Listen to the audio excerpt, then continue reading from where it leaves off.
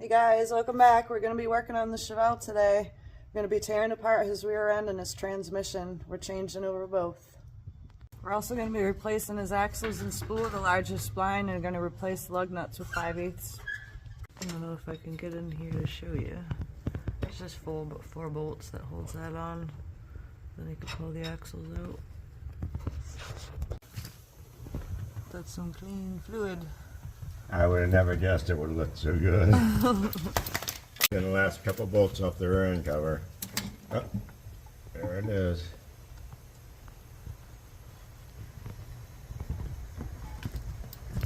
It is clean. Yeah, cleaner than I would have expected.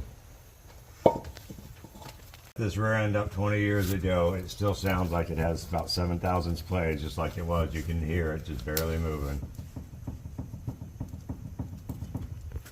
Amazing.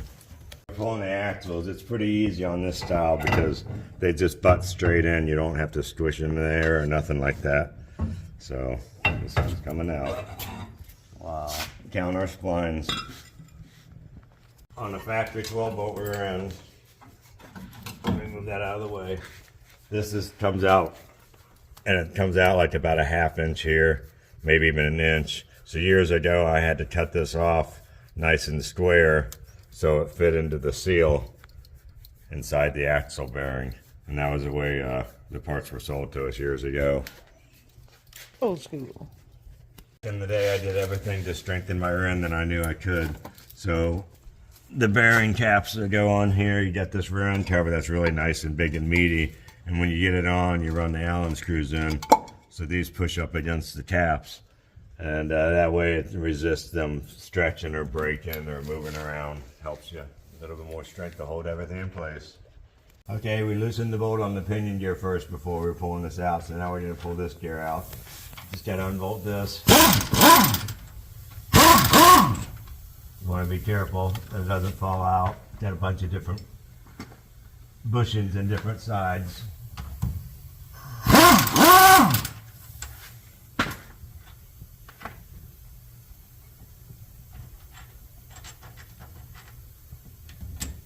Okay, pull your caps off.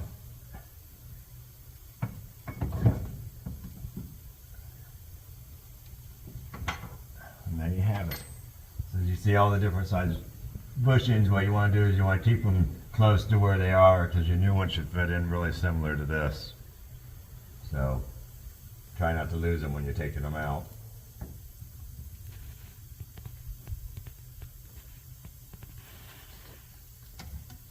Okay, there we go. Good job.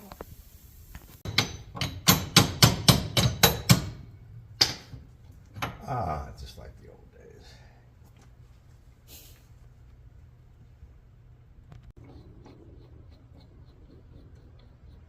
Nice job on this.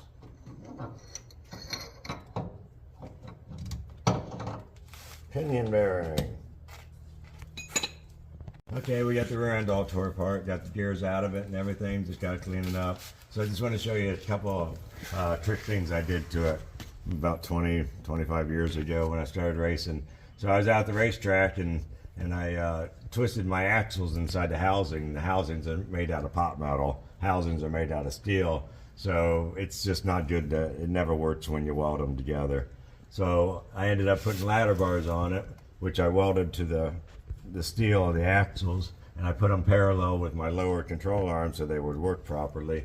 And then I put a bar right behind the bottom of my 12 bolt Chevy rear end across both sides, so it had pressure up against the back side of this. And then I proceeded to weld all these frame units together to strengthen so my axles wouldn't rotate anymore. And what that ended up doing is it made my car pull some of the straightest, levelest wheelies at the track, just because the way I had set all this up. When one bar pulls up, the other bar pulls up, and it pulls the front end up perfectly straight. So it was a little odd looking, but it worked really well. Okay guys, that's it for today. Tomorrow we're going to unbolt the transmission. Stay tuned and thanks for watching.